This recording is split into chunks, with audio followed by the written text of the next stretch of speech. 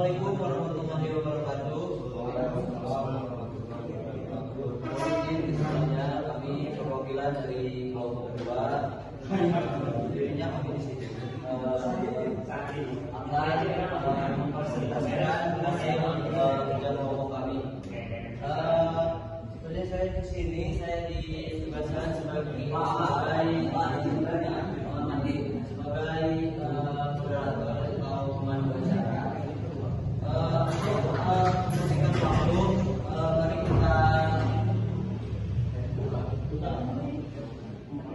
di acara ini ya ada beberapa tahapan. Yang pertama itu ada pembukaan, yang kedua pemaparan materi, yang ketiga sesi tanya jawab, dan yang keempat itu.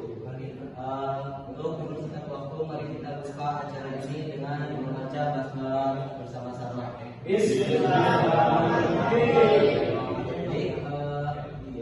Untuk acara yang pertama kita sudah selesai. Mari kita lanjut ke acara yang kedua.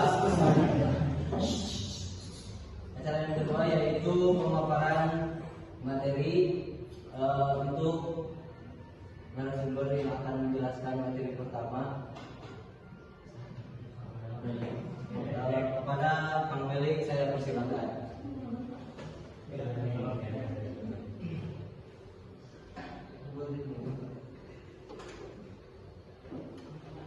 Sebelum masuk ke materi, saya ingin mengajak rekan-rekan semuanya untuk afirmasi. Oke, rekan-rekan semuanya menggunakan handphone. Bawa handphone semuanya. Silakan dibuka kameranya.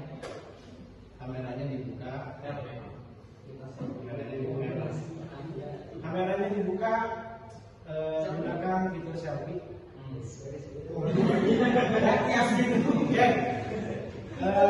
Sama-sama tatap layar kameranya. Setelah itu katakan dalam diri masing-masing. Katakan saya hebat. Saya hebat. Saya sukses. Oke.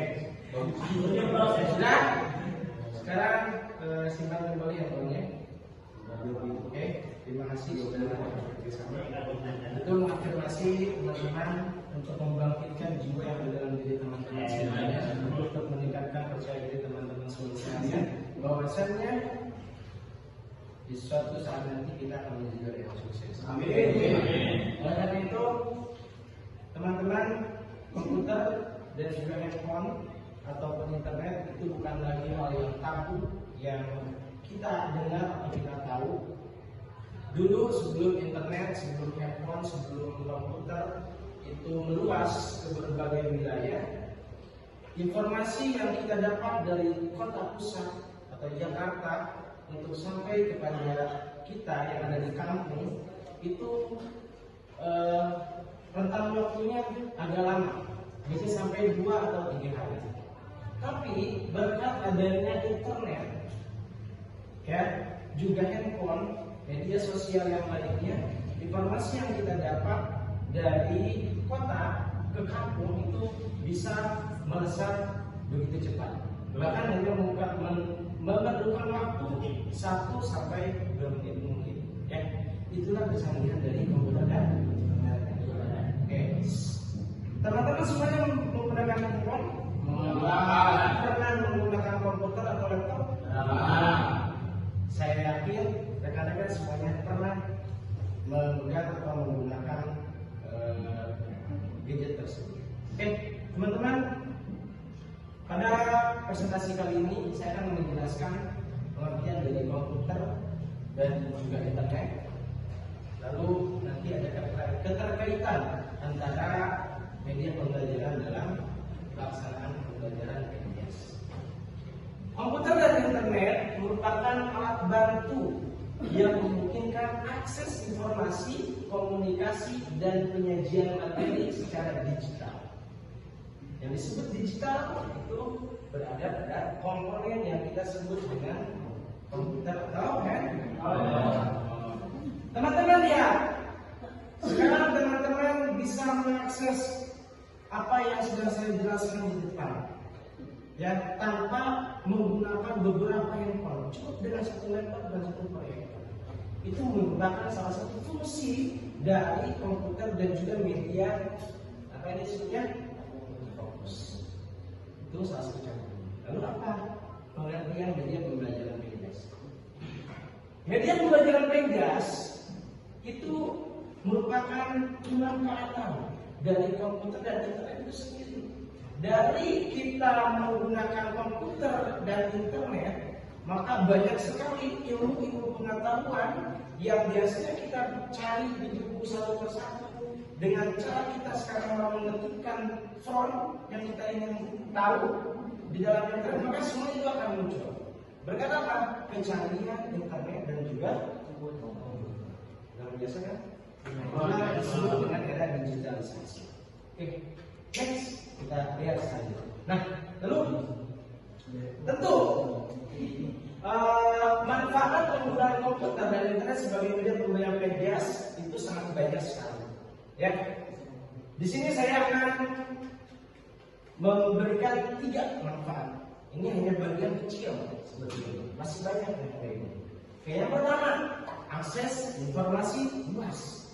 Ya, banyak media-media yang menyajikan materi-materi untuk kita memberikan referensi untuk mengajar Pegas. Contoh, kita bisa melihat apa? Video tutorial di mana? YouTube, di TikTok, bahkan mungkin di antara teman-teman semua ada yang menjadi seorang mediator untuk menyajikan video-video tutorial untuk guru-gurunya. Nah, itu salah satu manfaatnya. Yang kedua, visualisasi menarik.